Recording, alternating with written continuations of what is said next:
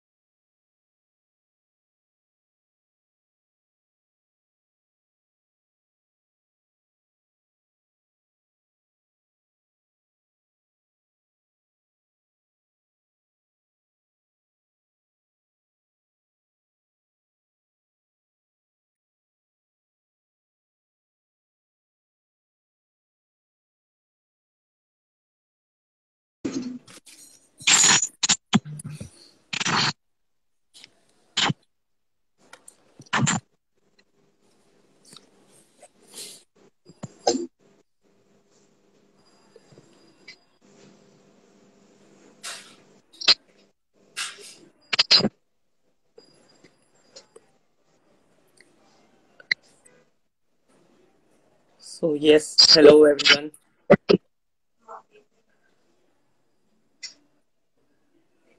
आज आपण भेटलो आहोत for a very informative session on psychometric test, a blueprint to your career. Correct? या सेशन साठी आपण सगळे भेटलो आहोत. तर आजच्या तारखेत करिअर निवडण्याबद्दल बोलायचं झालं, करेक्ट, तर थोडंसं डिफिकल्ट झालेलं आहे आजच्या तारखेमध्ये करिअर निवडणं. करेक्ट. तर त्याचं कारण असं की प्रचंड ऑप्शन्स अवेलेबल झालेले आहेत आता, तर त्याच्यामुळे करिअर निवडणं थोडं डिफिकल्ट होऊन गेलेलं आहे. एक 20-25 वर्षापूर्वी काळ वेगळा होता. फक्त मेन स्ट्रीम करिअर ऑप्शन्स निवडले जायचे. करेक्ट. सायन्स बोललं तर सगळेजण इंजिनिअरिंग करायचे, मेडिकल करायचे, कॉमर्स मध्ये कोणी बघितलं तर CA करायचे, असे सगळे ऑप्शन्स निवडले जायचे. करेक्ट. पण आजच्या तारखेत जर बघायचं झालं तर प्रचंड ऑप्शन्स, प्रचंड इन्फॉर्मेशन अवेलेबल आहे. गुगलवरती तुम्ही जाऊन बघितलं तर इन्फॉर्मेशनची कमी नाहीये. करेक्ट. कमी कुठच्या गोष्टीची आहे तर त्या इन्फॉर्मेशनचा योग्य उपयोग आपल्या करिअर पॉइंट ऑफ व्ह्यूनी कसा करता येईल त्या गोष्टीची कमी आहे. करेक्ट. तर ते कसं करायचं, बरोबर आहे. तर त्याच्यासाठी असे काही लोक असतात जे आपला सर्व काळ, सर्व वेळ फक्त ही इन्फॉर्मेशन स्टडी करण्यात आणि स्टुडंट्सना करिअरमध्ये कसं गायडन्स मिळावं आणि त्यांची करिअरमध्ये ग्रोथ कशी होवी आणि करिअर पाथ त्यांचा करेक्ट कसा निवडावा त्याच्यासाठी ते लोक अभ्यास करत असतात. त्यांचा सर्व वेळ ह्याच्यासाठीच घालवत असतात. मग त्यात अशा लोकांची बोलणं खूप सोपं असतं. त्यांच्या मार्गदर्शनाखाली करिअर निवडणं खूप सोपं असतं. करेक्ट. तर म्हणूनच आज आपल्या बरोबर आजच्या सेशनसाठी श्वेता मॅडम आलेल्या आहेत. करेक्ट. श्वेता मॅडम आज आपल्याला सायकोमेट्रिक टेस्ट बद्दल प्रचंड माहिती देणार आहेत. त्याचे फायदे काय आहेत, मग मुलांना करिअर ऑप्शन्स निवडण्यात कसा त्याचा फायदा होऊ शकतो, हे सगळं आपल्याला समजवणार आहेत. Correct. Yes. Hello Shweta madam, सर्वप्रथम मी तुमचं स्वागत करतो सेशन मध्ये. Thank you. Hello hello hello. Yes. तर सेशनच्या सुरुवातीमध्येच सर्वात पहिला मला तुम्हाला जो प्रश्न विचारायचा आहे तो म्हणजे की तुम्हाला ह्या गोष्टीमध्ये इंटरेस्ट कसा आला, तुमचं इंटरेस्ट कसं निर्माण झालं की आपण पण मुलांचं मार्गदर्शन असं करावं, सायकोमेट्रिक टेस्ट बद्दल वाचणं कसं झालं तुमचं आणि ह्याची मुलांना मदत व्हाईल असं तुम्हाला कधी वाटलं? अच्छा. हाय, माझं नाव श्वेता आणि सगळ्यात पहिले मी माझं शिक्षण सांगते. मी ग्रॅज्युएशन केलंय आणि ग्रॅज्युएशन करताना बऱ्याचदा असं बघितलं की बरीच म्हणजे लोक असा एखादा कोर्स करतात फॉर एक्झाम्पल BMS केलंय आणि त्यानंतर आता इंटिरियर डिझायनिंग वगैरे करतायत. तर त्यांनी काहीतरी कोर्स वेगळा निवडला असतो आणि त्याचा सध्या काहीतरी वेगळं करतायत. तर असं सगळं असतं ना. म्हणजे आम्ही जेव्हा कॉलेज निवडलं तेव्हा मलाही काही असं मार्गदर्शन मिळालं नव्हतं की काय नक्की कोणत्या कोणत्या फील्डमध्ये कोणते कोणते कोर्सेस आहेत, कसं एक्सप्लोर करायला हवं वगैरे. बरोबर. आम्ही असं घटना ऐकून सल्ले घेऊन कॉमर्स साईड सिलेक्ट केली आणि जॉईन केलं. म्हणजे कॉमर्स ते जॉईन केलं. तर ते तसं असतानाच मग माझ्या संपर्कात असे एक व्यक्ती आले की ज्यांनी सायकोमॅट्रिक टेस्ट बद्दल मला माहिती दिली. आणि मग तेव्हा माझ्या लक्षात की अच्छा असं पण सगळं आहे की आपण करिअर वरती आपल्याला एवढे सगळे म्हणजे ऑप्शन्स आहेत हे माहिती पडतं. असं काहीतरी मार्गदर्शन जिकडे एका ठिकाणी केलं जातं. मग तिकडे जाऊन मी जॉईन केलं आणि तिकडे सायकोमॅट्रिक टेस्ट बद्दल मी पूर्ण माहिती घेतली आणि मग तिकडनं मी अभ्यास करायला सुरुवात केली.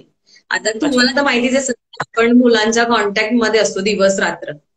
तर हेतू हाच होता की मुलांना हेल्प झाली पाहिजे, त्यांना करिअर गायडन्ससाठी आपल्या काहीतरी मार्गदर्शनाची त्यांना मदत होईल. हाच अगदी सिंपल आणि सरळ हेतू होता हे चालू करण्यामागे माझा, म्हणजे सायकोमॅट्रिक टेस्टचा अभ्यास करण्यामागे.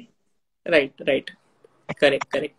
तर मग मला तुम्हाला अजूनही असं विचारायचं आहे की आजच्या तारखेत तुम्ही आजच्या काळात कसं बघताय की मुलं जे करिअर ऑप्शन्स निवडतायत ते मुलांचे करिअर ऑप्शन्स मुलं कसे निवडतायत, कुठच्या बेसवरती निवडले जात आहेत मुलांकडून? आता एक्झॅक्टली सांगायचं झालं तर आता सध्याच्या ह्याच्यात सगळ्यात बेस म्हणजे 10वी आहे. करेक्ट. की 10वी झाल्यानंतर मग मुलं सगळ्यात पहिलं कोणाशी इन्फ्लुएन्स होतात तर स्कूलचे टॉपर्स.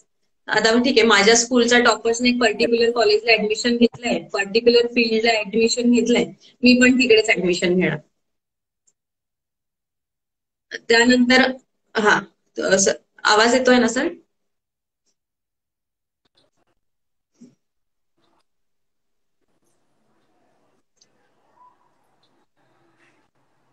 मॅडम थोडंसं कनेक्टिव्हिटी मध्ये इश्यू होता. आता येतोय मॅडम आवाज, करेक्ट येतोय.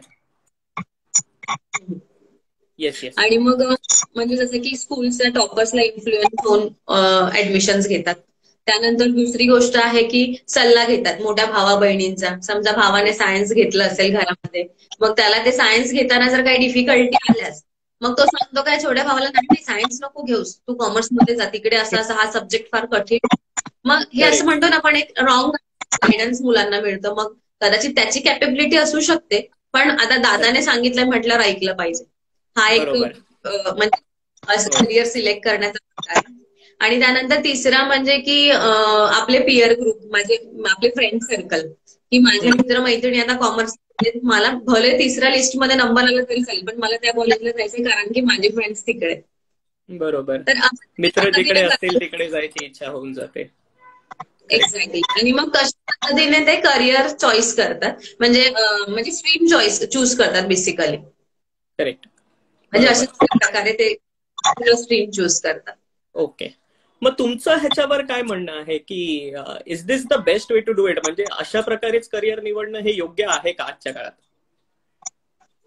नाही, म्हणजे मला तरी असं वाटतं की हा बेस्ट वे नाहीये. आणि म्हणजे बिलकुल त्याच्या काळात जेवढं कॉम्पिटिशन वाढलंय त्याप्रमाणे तर हा अगदीच अयोग्य रस्ता आहे. म्हणजे जो की त्याचं ऐकून निवडणं पहिली गोष्ट.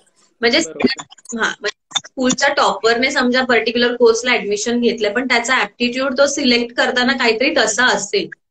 करेक्ट. की त्याप्रमाणे तो प्रत्येक मुलाची आपापली वेगवेगळी क्षमता असते, त्याप्रमाणे केला जातो. तो त्याच्या क्षमतेप्रमाणे त्याने निवडलं असेल, पण ते आपल्याला झेपेल असं नाही, जमणार नाही असं मी म्हणत नाही, जमेल ना, पण तो जेवढ्या वेळात ते काम करू शकतो तो आपण करू शकतो, याच्यात शाश्वती आपण देऊ नाही शकत. करेक्ट. आणि याचा एक फार म्हणजे आमच्या काउन्सिलर मॅडम आहेत, प्राची मॅडम, त्यांच्या रिलेटिव्हचं एक उदाहरण आहे की त्यांच्या फॅमिलीमध्ये एक मुलगी इंजिनियर होती आणि त्यांची फुल ऑफ फॅमिली इंजिनियर आहे. आणि एज ऑफ 29 तिला रिअलाइज झालं की मला इंजिनिअरिंग तर आवडतच नाहीये, मला ना सर्जन बनायचंय. आणि मग तिने ऍट द एज ऑफ 29 सर्जनसाठी नीटची परीक्षा दिली आणि मग तिने नीट जॉईन केलं. नीटची एक्झाम दिली आणि MBBS वगैरे करून मग ती सर्जन झाली. तर हे सगळं होतं तिचं वयवर्ष झालं. आणि म्हणजे माझा सांगण्याचा उद्देश हाच आहे की आपण जेवढा लेट विचार करतो तेवढं म्हणजे तिचे 10 वर्ष वाया नाही गेले म्हणायचे, की तिचे 10 वर्ष तिला लागले ते करण्यासाठी. म्हणजे Correct. तेवढा तिचा तो म्हणजे खूप वेळ वाढला तेवढा तिचं करिअर स्टार्ट अगोदरच होण्यास. त्यांना कळलं असतं त्यांचा त्याच्यात रस आहे तर ते लवकरात लवकर त्यांना कळलं. आणि बरोबर. ऍट द 29 इयर मधनं अभ्यास पुन्हा स्टार्ट करणं म्हणजे पण काही सोपं नाही, खूप सोपी मोठी गोष्ट गोष्ट. नाही, खूप चॅलेंजिंग होऊन जातं आणि म्हणजे ते आणि कमेंडेबल आहे एखाद्या फार त्यांनी केलं ते, पण सगळ्यांनाच जमेल असं असू नाही शकत. करेक्ट. आणि त्यांच्यासाठी मे बी ती प्रतिकूल परिस्थिती असेल आजूबाजूची किंवा त्यांना तसा सपोर्ट असेल फॅमिलीचा वगैरे, पण तो सगळ्यांच्याच बाबतीत घडेल असं नाही. तर त्यामुळे असं म्हणजे अंदाज आहे की हा योग्य रस्ता नाही कोणाचं तरी ऐकून निवडणं किंवा काय. बरोबर बरोबर. करेक्ट. मग आपण आज जे बोलतोय की सायकोमेट्रिक टेस्ट ह्या विषयावरती आपण आज जी चर्चा करतोय, तर सायकोमेट्रिक टेस्ट म्हणजे नेमकं काय होतं, त्याच्यात नेमकं काय केलं जातं? आता सायकोमॅट्रिक टेस्ट बेसिकली सायकोमॅट्रिक हे 2 शब्द आहेत. ओके. सायको मीन्स मन, माइंड, आणि मॅट्रिक मीन्स मेजरमेंट म्हणजे मोजमाप, म्हणजे मनाचं मोजमाप. आणि हे सायकोमॅट्रिक अंडरस्टँडिंग आहे स्टुडंटची ॲबिलिटी आणि पर्सनॅलिटी. ओके. हा. अच्छा, तर स्टुडंटची ॲबिलिटी आणि पर्सनॅलिटी हे म्हणजे मनाचं मोजमाप, म्हणजे तुम्ही जे म्हणालात की मेजरमेंट असतं की त्यांची ॲबिलिटी आणि पर्सनॅलिटी कशात आहे. करेक्ट. तर ती मेजरमेंट केली जाते. बरोबर. तर ती मेजरमेंट करणं म्हणजे नक्की काय, म्हणजे मेजरमेंट म्हणजे कसं केलं जातं, ते कसं मोजलं जातं ते? आता हे मेजरमेंट करण्याची पण पद्धत आहे. याच्यामध्ये पण 3 ऍस्पेक्ट्स आहेत, जसं इंटरेस्ट, पर्सनॅलिटी, ऍप्टिट्यूड, असे हे 3 ऍस्पेक्ट आहेत. सबसेट्स. तर ऍप्टिट्यूडचा सबसेट मी आधी एक्सप्लेन करेन. ऍप्टिट्यूड मध्ये पण सगळ्यात पहिलं येतं न्यूमेरिकल ऍप्टिट्यूड. आता न्यूमेरिकल म्हणजे काय, तर त्या व्यक्तीचं गणिती ज्ञान कसं आहे, म्हणजे त्याची आकडेवारी कशी आहे, त्याला आकड्यांची किती त्याला मज्जा येते का, गंमत वाटते का अंकांसोबत वगैरे, ते आधी त्याच्यामध्ये चेक केलं जातं. जसं की 2 + 3 = 5. आता हे प्रत्येक मुलगा असं त्याचा लगेच आन्सर नाही देऊ शकत. बरोबर बरोबर. अच्छा 2 + 3, मग त्याचं मुलांवरती काउंट करतात, मग त्याचा आन्सर 5 असं करून देतात. पण काही मुलं इतकी प्रॉम्प्ट असतात ना की असं बाजारात गेलं, आईने 4 वस्तू विकत घेतल्या, लगेच त्याचं टोटल सांगतात. म्हणजे त्यांचं तो खूप फास्ट आहे, ऍप्टिट्यूड खूप फास्ट आहे. बरोबर. हा, मग हे झालं पहिलं न्यूमरिकल ऍप्टिट्यूड. त्याच्यानंतर आहे वर्बल ऍप्टिट्यूड. तर आता वर्बल ऍप्टिट्यूड म्हणजे काय, तर त्यामध्ये सेंटेन्स फ्रेम करायचं त्यांचं नॉलेज किती आहे, की कोणाकोणाला किती शब्दांची ओळख आहे, वाक्यांची ओळख आहे, म्हणजे त्यांना किती पटकन वाक्य फ्रेम करता येतात. तर ते म्हणजे वर्बल ऍप्टिट्यूड. त्यांचं कसं आहे, तर कोणाला अगदी सिम्पल सेंटेन्स पण समजतं, पण अगदीच कोणाला सिम्पल सेंटेन्स पण समजत नाही, मग त्याचा वर्बल ऍप्टिट्यूड कुठेतरी थोडा वीक असेल, मग त्याला कमी वीक असू शकतो. सेंटेन्स लर्निंग आणि त्याची माहिती त्या लोकांना कशी मिळते त्याबद्दल आहे. Okay okay. त्यानंतर आहे रिझनिंग ऍप्टिट्यूड. आता रिझनिंग ऍप्टिट्यूड म्हणजे काय, की त्याच्या मागचं लॉजिक समजणं, की ही गोष्ट का घडली, तर त्याच्या मागचं लॉजिक ज्याला समजतं त्याचा रिझनिंग ऍप्टिट्यूड खूप स्ट्रॉंग असतो. म्हणजे फॉर एक्झाम्पल रिझनिंग ऍप्टिट्यूड वाले हे प्रॉब्लेम सॉल्व्हर असतात. म्हणजे एखादी गोष्ट घडली तर त्याच्या मागचं त्यांना कारण समजतं, म्हणजे त्यांना माहिती की हा प्रॉब्लेम आपण कसा सॉल्व्ह करू शकतो. म्हणजे अवेअरनेस त्यांना येऊन जातं. हा. त्यानंतर आहे स्पेशल ऍप्टिट्यूड. स्पेशल ऍप्टिट्यूड म्हणजे ज्यांना पॅटर्नचं नॉलेज आहे, ज्यांना फिगर्सचं नॉलेज आहे, त्यांना खूप पटकन कळतं. म्हणजे फॉर एक्झाम्पल मी देईन तर जसं की 2D मधली एखादी वस्तू असेल ती 3D मध्ये कशी दिसेल, असं पटकन जे लोक म्हणजे व्हिज्युअलाइज करतील. करेक्ट. हा, तर त्या लोकांना त्यांचं म्हणजे स्पेशल ऍप्टिट्यूड खूप स्ट्रॉंग आहे. ह्याचं फार म्हणजे सोपं उदाहरण म्हणजे आर्किटेक्चर. जसं की आपण आता आर्किटेक्चर जातो आणि त्यांना सांगतो की मला असं एक पर्टिक्युलर असं घर किंवा असं एक रचना पाहिजे घराची, तर त्यांना ते एका चित्रमार्गात खूप इझिली करता येतं. बरोबर बरोबर. करेक्ट. असं रफ काहीतरी आपल्या समोर काढतो आणि नंतर जेव्हा आपण त्यांच्याकडे जातो तर ते 3D मध्ये ते कसं दिसेल, ते आपण जे सांगितलंय ते घर 3D मध्ये कसं दिसेल ते व्हिज्युअलाइज करून आपल्याला दाखवलं जातं. म्हणजे त्यांचा स्पेशल ऍप्टिट्यूड आहे. त्यानंतर आहे मेकॅनिकल ऍप्टिट्यूड. आता मेकॅनिकल ऍप्टिट्यूड म्हणजे त्यांना मशीनचं, ज्या मुलांना नॉलेज खूप आहे, मशीनचं नॉलेज खूप ओके. आहे. फॉर एक्झाम्पल की आता जसं की आता आजकाल आता सध्याचं उदाहरण द्यायचं म्हणजे की आता आपण लॅपटॉप मोबाईल वगैरे जास्त संपर्कात आहोत. एखाद्या पालकांचा हो, लॅपटॉप हो. समजा खराब, मुलं सगळी खोलून वगैरे त्याची बॅटरी मागची रिमूव्ह करतात, पुसून मुलांना ते वगैरे, आजकाल नक्की कळतं त्याचा सगळं. प्रॉब्लेम बरोबर. झालाय हो. ते लगेच शोधतात. आणि मग तेव्हा आपल्या म्हणजे त्या मुलाचा मेंटल ऍप्टिट्यूड खूप स्ट्रॉंग आहे हे कळतं. त्यानंतर आहे पर्सनॅलिटी. आता आपण पर्सनॅलिटीचे ऍस्पेक्ट बघूयात. आता पर्सनॅलिटीमध्ये पण सबसेक्ट आहेत, जसं की ऍप्टिट्यूड मध्ये होते. पर्सनॅलिटीमध्ये आहे पहिलं लर्निंग ओरिएंटेशन. लर्निंग ओरिएंटेशन म्हणजे बेसिकली एकदम सिम्पल लँग्वेज मध्ये सांगायचं झालं तुम्ही किती फ्लेक्झिबल आहात. एखादी नवीन गोष्ट शिकण्यासाठी तुम्ही किती फ्लेक्झिबल आहात. तर Correct. कोणाकोणाला एखादी गोष्ट काही काही लोकांना नवीन गोष्ट शिकण्याची खूप इच्छा असते, खूप त्यांना आवडतं नवीन गोष्ट शिकण्यासाठी. बरोबर. मग त्यामध्ये लर्निंग ओरिएंटेशन खूप स्ट्रॉंग आहे. त्यांना Correct. नवीन शिकण्याचं काहीतरी इच्छा आहे मुलांना असं. बरोबर. आणि त्यानंतर सेकंड इंटरपर्सनल ओरिएंटेशन. आता अच्छा. इंटरपर्सनल ओरिएंटेशन एक्स्ट्रोवर्ट असतं, इंट्रोवर्ट असतं आणि ॲम्बिवर्ट असतं. आता बरोबर. एक्स्ट्रोवर्ट म्हणजे काय, खूप ओपन माइंडेड असतो, पटकन बोलतो. आणि Correct. एखादा खूप कमी बोलणारा इंट्रोवर्ट. आणि Correct. ॲम्बिवर्ट म्हणजे ते दोघांचं मिक्सचर. फॉर एक्झाम्पल की एखादी गोष्ट घडली, एखादा काहीतरी प्रसंग घडलाय आणि जिथे बोलायला पाहिजे तिथे बोलणार, आणि जिथे शांत बसायला पाहिजे तिकडे शांत बसणार, म्हणजेच तो ॲम्बिवर्ट अशा बरोबर. प्रकारे. मग त्याच्यात ते त्यानंतर येतं इमोशनल ओरिएंटेशन. इमोशनल ओरिएंटेशन म्हणजे त्याचे फिलिंग्स, जसे की तो स्ट्रॉंग आहे, काल्म आहे की सेन्सिटिव्ह आहे वगैरे, हे त्याच्यामध्ये बघितलं जातं. किंवा एखादा स्टुडंट सोबत एखादा प्रसंग घडतोय तर तो त्याला किती स्ट्रॉंग एक्सेप्ट करतोय की तो इमोशनली वीक होतोय. करेक्ट. तर ते म्हणजे इमोशनल ओरिएंटेशन. त्यानंतर Correct. ऍटिट्यूडनल. तर ऍटिट्यूड म्हणजे की तुम्ही किती टफ कॉम्पिटेटिव्ह आहात, तुम्ही किती जनरस आहात, तुमच्या प्रत्येक गोष्टीसाठी कसं ऍटिट्यूड आहे ते चेक केलं जातं. म्हणजे ते मीन्स ओके. ऍटिट्यूड. त्यानंतर आहे कॉन्शियसनेस. म्हणजे तुम्ही किती कसे काम करता, तुम्ही किती फोकस्ड आहात कामासाठी, किंवा तुम्ही किती ऑर्गनाइज आहात, आणि तुम्ही त्या कामासाठी इम्पल्सिव्ह आहात का, मीन्स हे सगळं चेक केलं जातं. ते कॉन्शियसनेस. ओके. ओके. आणि आता त्यानंतर आता नेक्स्ट आहे जसं की इंटरेस्ट. तसेच जसं आपण ह्याचे सबसेट बघितले, इंटरेस्ट मध्ये पण सबसेट आहेत. इंटरेस्ट मध्ये पहिलं आहे रिअलिस्टिक. म्हणजे आता आतापर्यंत रिअलिस्टिक आपण म्हणजे मला बघितलं ते पर्सनॅलिटी आणि ऍप्टिट्यूड बद्दल बघितलं. आता आपण इंटरेस्ट बद्दल बोलतोय. करेक्ट. परफेक्ट. Very good. आता बोलतोय. आणि Okay. इंटरेस्ट मध्ये पहिला सबसेट होतोय म्हणजे रिअलिस्टिक.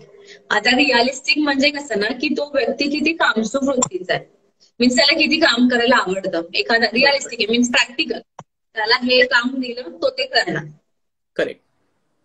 मीन्स तो रिअलिस्टिक आहे त्याच्यामध्ये. त्याच्यानंतर येतं की इन्व्हेस्टिगेटिव्ह पर्सन. आता इन्व्हेस्टिगेटिव्ह पर्सन म्हणजे बेसिकली काय ना की त्याला सगळं म्हणजे त्याला फिजिकली काम करायला नाही आवडत, पण तो बेसिकली खूप थिंकर असतो.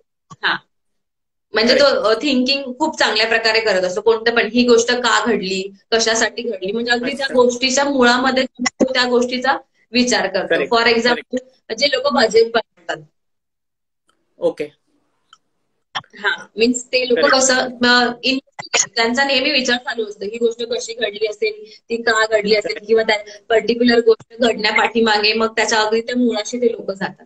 कारण त्या गोष्टींचं अगदी कारण समजून त्या पर्टिक्युलर गोष्टीला अगदी मुळापर्यंत समजून घेण्याचा ते लोक प्रयत्न करतात.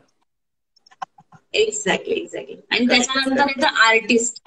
आता आर्टिस्टिक म्हणजे जसं आपल्याला सगळ्यांना माहिती आहे की क्रिएटिव्ह पर्सन. करेक्ट. लाईक त्याच्यामध्ये अजून पण प्रकार येतात, सिंगिंग, डान्सिंग, त्याच्यानंतर ड्रॉइंग वगैरे. तर ते लोक आर्टिस्टिक पर्सन असतात. म्हणजे तो त्यांचा एक आर्ट साठी इंटरेस्ट असतो. असं बऱ्याच मुलांमध्ये वेगवेगळ्या प्रकारचे इंटरेस्ट असतात, त्याप्रमाणे आर्टिस्टिक पण असतं. त्यानंतर येतं ऑन्ट्रप्रिनियर. आता ऑन्ट्रप्रिनियर म्हणजे तुम्हाला तर माहितीच असेल की सगळ्यांना सोबत घेऊन चालणार. मीन्स जसं की फॉर एक्झाम्पल सिम्पल भाषेमध्ये बोलायचं झालं तर इन्फ्लुएन्स, जे लोक खूप लवकर सगळ्यांना इन्फ्लुएन्स करतात. करेक्ट. Leader for example. बरोबर.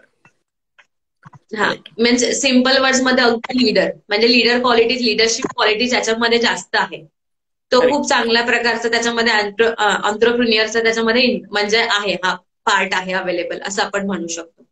त्यानंतर येतं की कन्व्हेन्शनल. कन्व्हेन्शनल म्हणजे की म्हणजे फॉर एक्झाम्पल मॅनेजर्स लोक की त्यांना 10 कामं जरी सोबत दिली करायला म्हणजे त्यांना अगदी 10 कामं जरी दिली तरी ते सोबत 10 कामं मॅनेज. मल्टीटास्किंगची स्पेशालिटी असते त्यांच्यामध्ये ती. तर ते म्हणजे त्यांचं असं आहे की ते 10 कामं पण सोबत एकत्र मॅनेज करू शकतात. फॉर एक्झाम्पल इव्हेंट मॅनेजर खूप एकदम चांगलं एक्झाम्पल आहे. Correct correct. अच्छा. हा इव्हेंट मॅनेजर. तर हे अशा प्रकारे 16 ऍस्पेक्ट्स आहेत इंटरेस्ट पर्सनॅलिटी आणि ॲबिलिटीचे. तर ह्या ऍस्पेक्टचा अभ्यास केला जातो ह्या पूर्ण सायकोमेट्रिक टेस्टमध्ये. Okay okay. सो बेसिकली म्हणजे एक समराईज करायचं झालं तर टोटल सायकोमेट्री टेस्ट जी होते त्याच्यात इंटरेस्ट, ऍप्टिट्यूड आणि पर्सनॅलिटी त्या माणसाची ह्याच्यावरती काही 16 पॉइंट्स आहेत, 16 ऍस्पेक्ट्स आहेत ज्याच्यावरती एक टेस्ट तुम्ही घेणार आहात. बरोबर आहे? Okay correct. तर मग आता हे कनेक्ट कसे केले जातात आणि ह्याच्यानी करिअर गायडन्स किंवा करिअर ऑप्शन निवडायला हे आपल्याला कसं मदत करेल ही गोष्ट?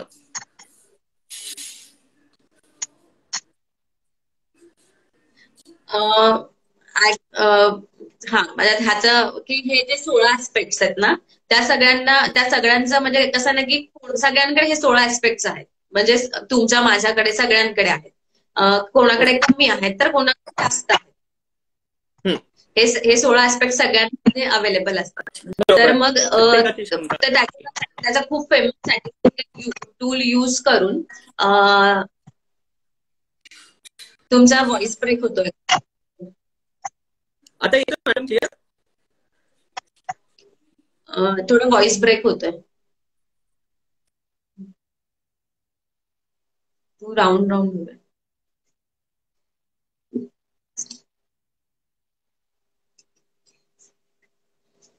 नेटवर्कचा इश्यू आय थिंक सर तुमच्याकडे.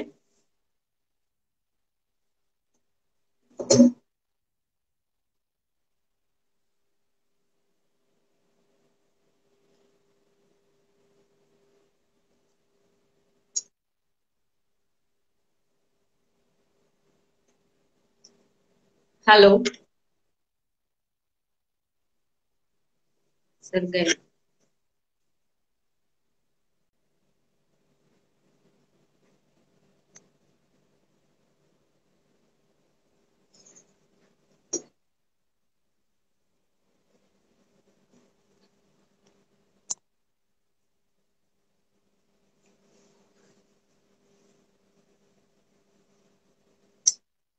आय थिंक सरांचा नेटवर्क गेलेला आहे. हा तर मग मी असं सांगेन की हे जे 16 ऍस्पेक्ट आहेत आता ज्यांनी आधीचं हे ऐकलेलं आहे त्या सगळ्यांसाठी आहे. सर मला वाटतं की सरांचं नेटवर्क गेल्यामुळे सरांचं सेशन लिव्ह झालंय तरी पण मी तुमच्या सगळ्यांसाठी सांगेन की हे 16 ऍस्पेक्ट. ओके सर लाईव्ह आलेले आहेत परत आपण त्यांना जॉईन करून घेऊया.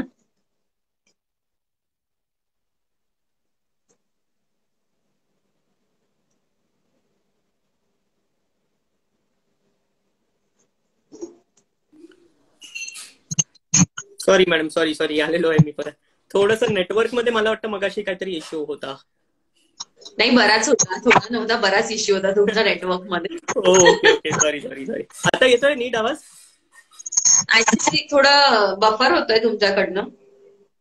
ओके पण ओके ओके सॉरी. हा तर आपण आपण कंटिन्यू करूया. तर आपण तेच म्हणत होतो की हे एक 16 ऍस्पेक्ट्स वरती ही टेस्ट केली जाणार आहे. बरोबर आहे.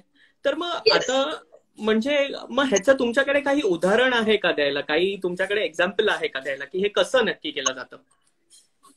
आधी मी हे सांगेन की हे जे 16 ऍस्पेक्ट आहेत ते जसं की सगळ्यांकडे जास्त कोणाकडे कमी असतं कोणाकडे जास्त असतं. तुमच्याकडे पण माझ्याकडे पण हे 16 ऍस्पेक्ट्स आहेत सगळ्यांकडे असतात पण कोणाकडे कमी असतात कोणाकडे जास्त असतात. आणि हे म्हणजे खूप फेमस स्टॅटिस्टिकल टूल यूज केलं जातं क्रोनबॅक्स अल्फा म्हणून आणि त्याचे कोरिलेशन त्याचं कोरिलेशन त्या सगळ्या पूर्ण इन्फॉर्मेशनचं जनरेट करून कोरिलेशन करून एक रिपोर्ट जनरेट होतो आणि तो रिपोर्ट म्हणजे सायकोमॅट्रिक. तो रिपोर्ट म्हणजे सायकोमॅट्रिक टेस्ट असतो. आणि त्याच्यात बेसिकली म्हणजे तुम्हाला आता जसं उदाहरण सांगायचं झालं तर आपल्याकडे एक स्टुडंट आला होता सायकोमॅट्रिक टेस्ट. तर त्याचं व्हर्बल ऍटिट्यूड खूप चांगला होता आणि त्याचबरोबर त्याचं इन्व्हेस्टिगेशन क्वालिटी पण त्याची खूप चांगली होती आणि तो अगदी सोशल होता. तर मग तो काय करू शकतो, तर त्याला सायकोमेट्रिक टेस्ट थ्रू त्याला मास कम्युनिकेशनचं करिअर गायडन्स देण्यात आलं. म्हणजे तो त्याच्यामध्ये जास्त उज्ज्वल करू शकतो. अच्छा, असं मास कम्युनिकेशन म्हणजे मास कम्युनिकेशन आणि जर्नलिझम जे येत आहे ते त्याच्यात. एक्झॅक्टली. त्याचबरोबर त्याचा इंटरेस्ट त्याच्यात जास्त दिसून आलेला होता. एक्झॅक्टली, त्याचा इंटरेस्ट जास्त होता. त्यानंतर अजून एक असं एक्झाम्पल होतं आपल्याकडे की एक स्टुडंट होता की त्याचं बेसिकली म्हणजे क्रिएटिव्हिटी पार्ट खूप चांगला होता आणि स्पेशल ऍप्टिट्यूड पण खूप चांगला होता. त्याचबरोबर तो खूप टॉकेटिव्ह पण होता आणि इमोशनली पण अगदी स्ट्रॉंग होता. तर त्याच्यासाठी म्हणजे आर्किटेक्ट म्हणून एक सजेस्ट करण्यात आलं. सायकोमेट्रिक टेस्ट द्वारे त्याचा तो रिपोर्ट आला की तो आर्किटेक्ट बनवू शकतो असं. अच्छा, ओके. तर म्हणजे हे आता जे स्टुडंट येत आहेत ते जे तुमच्याकडे आपल्याकडे येऊन हे जे टेस्ट करून घेत आहेत सायकोमेट्रिक टेस्ट, तर ते नक्की कोण करू शकतं? कुठच्या वयोगटातली मुलं ही टेस्ट अशा टेस्ट करू घेऊ शकतात? तर ही test at the age of 13 to 21 म्हणजे इयर 8वी पासून एज ऑफ 21 पर्यंत सगळी मुलं ही टेस्ट करू. अच्छा, म्हणजे 13 ते 21 वर्षांमध्ये जे मुलं बसतात ती सगळे ही टेस्ट करून घेऊ शकतात. येस. ओके. मग ही टेस्ट करून घ्यायची आहे तर म्हणजे मग ह्याच्यासाठी आता स्टेप्स काय फॉलो केले पाहिजेत? म्हणजे ही समजा जर कोणाला टेस्ट करायची असेल तर त्याच्यासाठी काय काळजी घेतली पाहिजे किंवा काय स्टेप्स घेतले पाहिजेत आपण? तर ह्या टेस्टसाठी सगळ्यात पहिले की तुम्हाला रजिस्टर करावं लागेल. रजिस्टर केल्यानंतर आमच्याकडे एक प्री टेस्ट काउन्सिलिंग होतं आणि 90 मिनिट्सची टेस्ट जाते. ही ऑनलाईन टेस्ट असते आणि त्यानंतर मग एक रिपोर्ट जो आपण बोललो 16 ऍस्पेक्ट्स वरती एक रिपोर्ट जनरेट होतो आणि मग तो जनरेट होतो तो आमचे जे काउन्सिलर मॅडम आहेत या काउन्सिलर आहेत ते तो रिपोर्ट एक्सप्लेन करतात पॅरेंट्सला आणि स्टुडंट. अगदी 1-on-1 तो एक्सप्लेन केला. 1 hour त्यांचं काउन्सिलिंग सेशन ठेवलं जातं त्यासाठी. अच्छा, 1 तासासाठी सेशन होऊन जातं त्यांचं ते. ओके. सो थोडक्यात म्हणायचं झालं तर टेस्टसाठी एकदा रजिस्टर केलं की एक प्री टेस्ट तुमचं एक थोडीशी माहिती दिली जाते, त्याच्यानंतर तुम्ही ऑनलाईन टेस्ट देऊन मग त्याचा जो रिपोर्ट येतो त्याच्यावर एक तासाचं काउन्सिलिंग सेशन होणार, करेक्ट? मग सर्वात महत्वाचा आता ह्याच्यात प्रश्न म्हणजे आता टेस्ट लिहायची आहे आपल्याला, तर टेस्ट लिहायची आहे तर आता ह्याच्यात मी काय अभ्यास करून आलो पाहिजे? ही टेस्ट जर लिहायची असेल तर अभ्यास काय केला पाहिजे मी या टेस्टसाठी? ऍक्च्युली पण मी आता हे सांगेन की ह्या टेस्टमध्ये अजिबात अभ्यास करायची गरज नाहीये. तुम्ही जे काय आहात ते तुम्हाला जसं नॅचरल करायचं. सगळ्यात बेस्ट पार्ट आहे स्टुडंट्सला हॅपी होण्यासाठी की इकडे अभ्यास करावा लागत नाही ह्या टेस्टमध्ये. अच्छा, म्हणजे न अभ्यास करता सुद्धा तुम्हाला जे नॅचरली जे वाटतंय तशी तुम्ही उत्तरं देऊ शकता. अच्छा, ओके. करेक्ट. ओके. तर म्हणजे अशी माहिती मिळणं ही खूप आजच्या तारखेत महत्वाची आहे. म्हणजे हे गायडन्स मिळाल्यामुळे मुलांना खूप महत्वाचं इम्पॉर्टंट ऍस्पेक्ट मिळतो ह्याचा.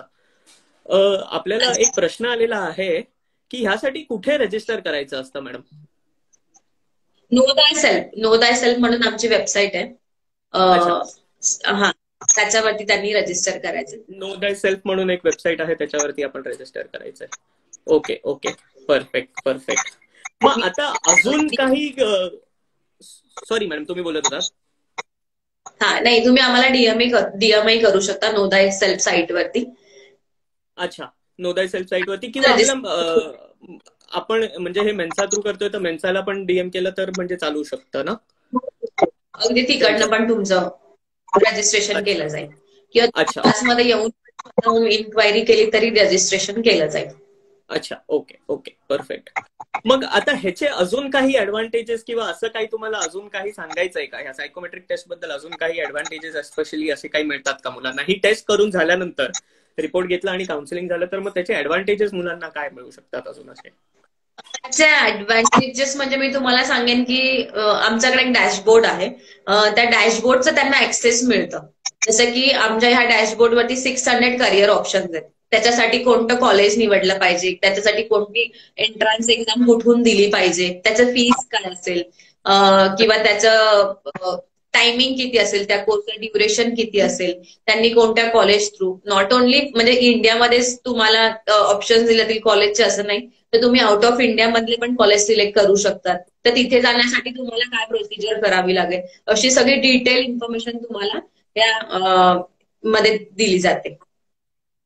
अच्छा, ओके ओके. सो म्हणजे तो एक ऍडेड ऍडव्हान्टेज पण मुलांना मिळतोय की टेस्ट केल्यामुळे कॉलेजेस बद्दल पण बरीचशी माहिती मिळून जाते, त्यांची फीज आणि त्यांची काय रिपोर्ट किंवा एक्झाम क्रायटेरिया काय आहे हे सगळं कळून जातं. Okay, very very good. आता दुसरा म्हणजे एक शेवटचा प्रश्न 1 year झाला पर्यंत असतो. की ही जी आपण टेस्ट करतोय तर ह्या टेस्टसाठी किती फी नक्की लागते, किती फी पे करावी लागते? तर त्याची फीज म्हणजे की तुम्हाला जर रजिस्ट्रेशन करायचं असेल तर तुम्ही नो दाय सेल्फला डीएम करा किंवा क्लासेसमध्ये येऊन तुम्ही रजिस्टर करू शकता. कारण की फीज मध्ये प्रत्येक वेळेस ऑफर असते, तर तुम्ही त्या ऑफरचा फायदा घेऊ शकाल. म्हणून तुम्ही डायरेक्ट डीएम केलं तर तुम्हाला मी त्या ऑफर्स ऑन द स्पॉट काय असतील त्या सांगू शकेन.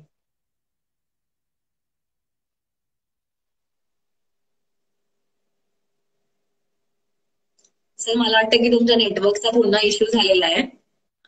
तर मी एकच सांगेन की जर तुम्हाला कोणालाही ही टेस्ट करायची इच्छा असेल तर तुम्ही आम्हाला डीएम करा आणि ह्याचं रजिस्ट्रेशन तुम्हाला इकडनं केलं जाईल. आता तुम्ही आमच्या क्लासमध्ये येऊन डायरेक्ट रजिस्ट्रेशन करू शकता. हीच माहिती तुम्हाला सगळ्यांना द्यायची होती. Thank you very much.